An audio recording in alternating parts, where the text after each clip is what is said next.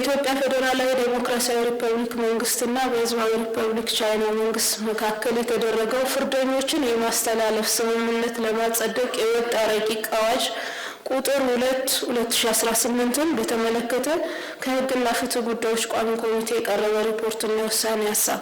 ስምምነቱ የፍርደኞችን መብት ያከበረና የማስተላለፉን ስነ ስርዓት ሂደት በመከተል ዓለም አቀፍ አሰራርን መሰረት ያደረገ ውጤታማ የሆነ የፍርደኞች ማስተላለፍ ትብብር ለማድረግ ከፍተኛ ፋይዳ የሚኖረው መሆኑ 4.2 ሁለቱ ሀገራት ለረጅም ጊዜ የቆየ ግንኙነት ያላቸውና በተለይም በንግድና ኢንቨስትመንት በኩል ያላቸው ግንኙነት እየጨመረ መምጣቱ የተለያዩ ወንጀሎች ምክንያት ዜጎቻቸው ተፈርዶባቸው ፍርዳቸውን በሀገራቸው ጨርሰውና ታርመው ወደ ራሳቸው ማህበረሰብ መቀላቀል እንዲችሉ የማድረግ ሂደቱ ውጤታማነት የሚያግዝ መሆኑ 4.3 የሁለቱ ሀገራት ፍርደኞችን በመቀባበል ፍርዳቸውን በሀገራቸው እንዲጨርሱና እንዲታረሙ ከማድረግ በተጨማሪ የሁለቱ ሀገራት የዲፕሎማሲ ግንኙነት መስመር የሚያጠናክር መሆኑ 4.4 ስምምነቱ ፍርደኞችን ለማስተላለፍ የሁለትዮሽ ትብብርን ለማጠናከር የሚያስችል የሕግ ማዕቀፍ የሚፈጠር መሆኑ የሚሉ ዋና ነጥቦች በጭብጥነት ተለይተዋል። 2 የውሳኔ ሀሳብ። ይህ ረቂቅ አዋጅ ኢትዮጵያና ቻይና ያላቸውን ግንኙነት ለረጅም ጊዜ ነበረና በተለይም ደግሞ በአሁኑ ጊዜ በንግድና ኢንቨስትመንት ዘርፍ ያላቸው ግንኙነት እየጨመረ የመጣ በመሆኑ በተለያዩ ወንጀሎች ምክንያት ዜጎቻቸው ተፈርዶባቸው ፍርዳቸውን በሀገራቸው ጨርሰውና ታርመው ወደ ራሳቸው ማህበረሰብ መቀላቀል እንዲችሉ በማድረግ የመታረም ሂደቱን ውጤታማነት የሚያግዝ ነው። ስለሆነ ፍርደኞችን ለማስተላለፍ የተደረገው ስምምነት ፍርደኞቹ ከሚያውቁት ማህበረሰብ ቋንቋና ባህል ጋር በቅርበት ፍርዳቸውን እንዲፈጽሙና ፍርዳቸውን በሀገራቸው እንዲጨርሱ ለማድረግ የሚረዳ ስለሆነ የማስተላለፍ ስምምነቱን ማጸደቅ አስፈላጊ ያደርገዋል።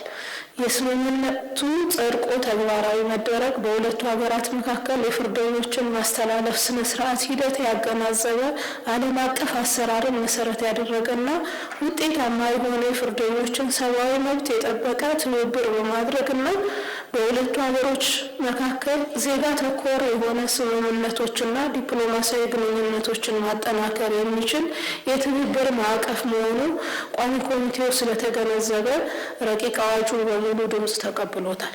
ስለሆነም የተከበረው ምክር ቤት ረቂቅ አዋጁን አዋጅ አድርጎ እንዲያጸድቀው ይህንን ሪፖርትና የውሳኔ ሀሳብ ቋሚ ኮሚቴው አቅርቧል። አመሰግናለሁ። በቀረበው ሪፖርትና የውሳኔ ሀሳብ ላይ ጥያቄ አስተያየት ካለ? ብዙ ጊዜ ያው ዓለም በአሁኑ ሰዓት እየተመራች ያለችው በሕግ ሳይሆን በፓወር ነው፣ በኃይል ነው እና እነዚህ ነገሮችን የማስፈጸም አቅም ባላንሱ እንዴት ነው የሚታየው? በኢትዮጵያና በቻይና መካከል ያለውን የፓወር ባላንስ በምናይበት ጊዜ በተፈጻሚነቱ ላይ ተጽዕኖ አይኖረውም ወይ? እኩል ተፈጻሚ ይሆናል ወይ? እንደሚታወቀው በአሁኑ ሰዓት የተወሰኑ ቻይኖች በተለያዩ ምክንያቶች በሀገራችንም ፍርድ ሂደታቸውን እየጠበቁ ያሉ ይታወቃል፣ ተፈርዶባቸው ያሉ ይታወቃል። በተመሳሳይ መልኩም ደግሞ በተለያዩ ወንጀሎች ተጠርጥሮ በቻይና ሀገር ታስረው ያሉ ኢትዮጵያውያንም እንዳሉ ይታወቃል። ይህን ጉዳይ ግን በምን መልኩ እንደሚፈጽም በዚህ በአዋጁ ላይ የተመላከተ ነገር የለም። ምናልባት ይሄ ስነ ስርዓቱን በሚመለከት በየትኛው ነው ለውጡ በሚደረግበት ሰዓት ላይ ምናልባት ቴክኒካዊ ነገር ሊሆን ይችላል። እኔ ግን ይሄ ፓወር ባላንሱን በሚመለከት ይሄ አዋጅ ሞር ኢንቴንሽኑ ከዲፕሎማሲያዊ የዘለለ ፋይዳ አለው ወይ፣ የሕግ ተፈጻሚነቱ ምን ያክል ነው የሚል ጥያቄ ለማንሳት ነው። አመሰግናለሁ። እንደሚታወቀው አገራችን ውስጥ በተለይ የቻይና ዜጎች የሚሳተፉባቸው በተደጋጋሚ በሚዲያ የምንሰማቸው የታወቁ ወንጀሎች አሉ። በተለይ በዋነኝነት ጎላ ብለው የሚታዩት 2 ወንጀሎች ላይ ነው። የህገወጥ የማዕድን ማውጣት፣ ማዕድን ሀብቶችን ማዘዋወርና በህገወጥ የገንዘብ አጠባ ወይም መኒ ላውንደሪንግ ጋር የተያያዘ ነው። እነዚህ ደግሞ በከፍተኛ ሁኔታ የሀገራችን ኢኮኖሚክ ኢንተረስት የሚጎዱ ናቸው።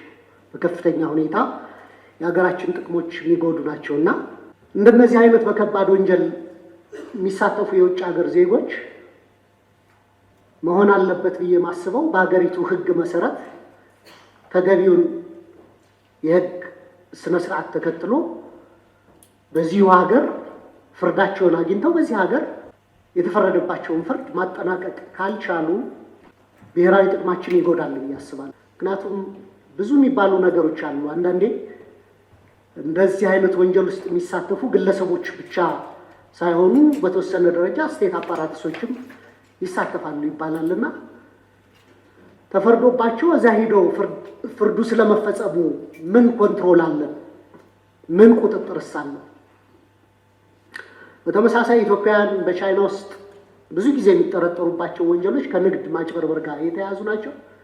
ያም ከሆነ ኢትዮጵያውያን ዜጎቻችንን ማስተማር መንገር ያለብን የሚነግዱባቸውን ሀገራት ሕጎች አክብረው ስራቸውን እንዲሰሩ፣ ሕገወጥ የሚሰሩ ከሆነ በሀገሩ ሕግ መሰረት እንዲስተናገዱ ማድረግ አይሻልም ወይ?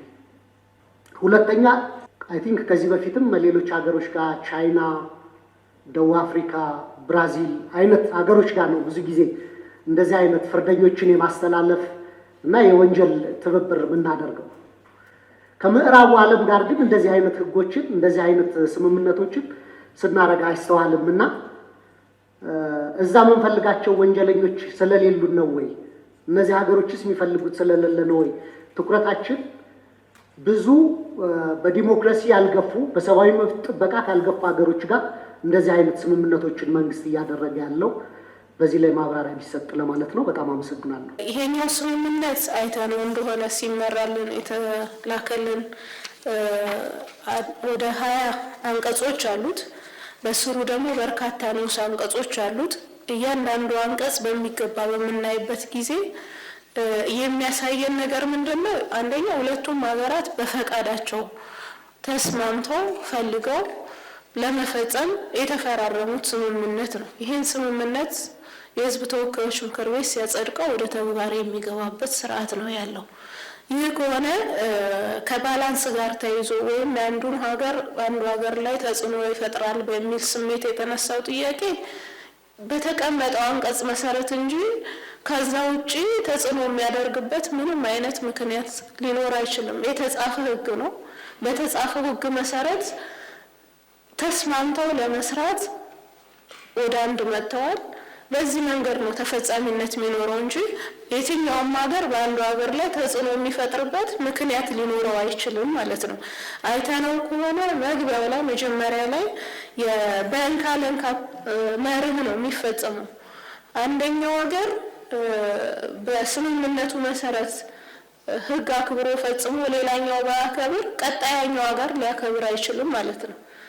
እነዚህ ሀገራት ደግሞ ቀጣይነት ያለው ግንኙነት የሚያደርጉ ሀገራት ናቸው። የነበራቸውም ሀገራት ናቸው። ለረጅም ዓመት በዲፕሎማሲው መስክ፣ በተለያየ መስክ፣ በኢኮኖሚው፣ በኢንቨስትመንቱ፣ በንግድም ግንኙነት ያለን ሀገር ነን። ቀጣይም እየተጠናከረ የሚቀጥል ነው። ስለዚህ ከሆነ በዚህ ሀገር ውስጥ የዜጎች እንቅስቃሴ ጠንካራ ስለሚሆን በእንዲህ አይነት ሁኔታ ስምምነት አድርጎ ስራዎች መስራት፣ ወንጀል የመከላከል ስራ መስራት አግባብ ስለሚሆን ነው። እሱ ብቻ አይደለም። አንድ ሰው በሕግ ቁጥጥር ስር ውሎ ወይም ደግሞ ፍርድ አግኝቶ ፍርዱን በሚጨርስበት ጊዜ ሰብአዊ ክብሩ፣ ሰብአዊ መብቱ ሊከበርለት ይገባል። ለአብነት እንውሰድ። የኛ ሀገር ዜጋ ቻይና ተፈርዶባት የምትገኝ ያለች አይደል? ሚዲያ ላይ ሲሰራጭ የነበረ ናዝራዊት የምትባል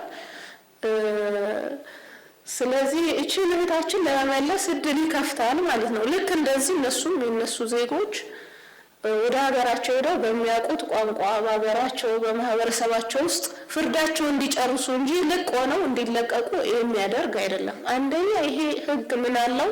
ቅድም ያነሳችሁት ጥያቄ ወንጀል የሰራ ሰው አገሩ ሲሄድ ይለቀቃል የሚል እንድምታ የለውም። በፈለግን ጊዜ እዛ ሀገር ሄደን እስረኞቹን መጎብኘት የምንችልበት ስርዓት አለው። እነሱም በተመሳሳይ ከዛ ሀገር ፍርድ ያገኙ ሰዎች እዚህ ሀገራችን መጥተው በፈለጉ ሰዓት ማረሚያ ቤት መጥተው የሚያዩበት ስርዓት አለው። አሁንም አሉ። ይህን ህግ ባንፈርም እንኳን እኮ እየተሰራ ነው በዲፕሎማሲው ቻናል። ነገር ግን የህግ ማዕቀፍ ቢኖረው የበለጠ ለአሰራርም ምቹ ያደርገዋል በሚል ነው እንጂ በዲፕሎማሲው ቻናል እኮ እዚህ ኢትዮጵያ የመጡ በርካታ ታራሚዎች አሉ። ቻይና ሀገር ላይ ፍርድ ተፈርዶባቸው አሁን እየታረሙ ያሉ፣ እኛም የመስክ ምልከታ ስናደርግ ያገኘናቸው ማለት ነው። አሁንም ማረሚያ ቤት ነው ያሉት። ለምን ይቅርታ ማድረግ ካለበት የቻይና መንግስት ነው ይቅርታ ሲያደርግላቸው ሊወጡ የሚችሉት እንጂ የኢትዮጵያ መንግስት እነዚህን ዜጎች ዝም ብሎ ሊለቅ አይችልም። ተስማምቶ ነው ያመጣው። በሀገሩ ሊያርማቸው ነው እንጂ ከማህበረሰባቸው ቤተሰባቸው እየጠየቃቸው ሊታረሙ የሚችሉበት ሁኔታ መፍጠር እንጂ ወንጀለኞችን ፍርዳቸውን ሳይጨርሱ ለመልቀቅ አይደለም። ስምምነቱ እንደዚህ አይነት ዓላማ የለውም። በተመሳሳይ እኛም ወደዛ ሀገር የሚላኩ ሲሆን እዛው ሀገራቸው ላይ የሚታረሙበት የኛ ኤምባሲዎቻችን አስፈላጊ ሲሆን ፍትህ ሚኒስቴር እነዚህን ፍርደኞች የሚጎበኝበት በማንኛውም ጊዜ የሚችልበት ሁኔታ እንዳለ መታወቅ መቻል አለበት።